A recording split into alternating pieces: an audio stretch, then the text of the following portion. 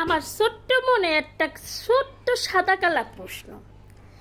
এই যে বদনাম রাজা বা ব্যাডম্যান রাজা যাই হোক, হে যে বাবা হইতাছে, তার বউ প্রেগনেন্ট মাত্র 2 থেকে 3 মাস, বেশি গেলে 4 মাস হইতে পারে, সঠিক তো জানি না, হেরাই জানে হে গো কারবার। এই 3-4 মাসে ওই বদনাম রাজা বা হেতি কেমনে জানলো হের ছেলেই হইব?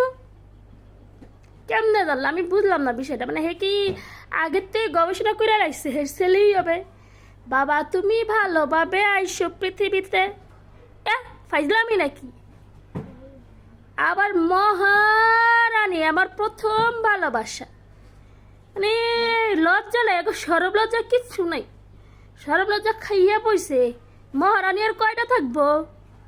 এটা যে আবার আরেকটা লইটাও মহারানী, ওটাও ওর প্রথম ভালোবাসা, ভালোবাসা শেষ নাই এর। বেহাইয়া।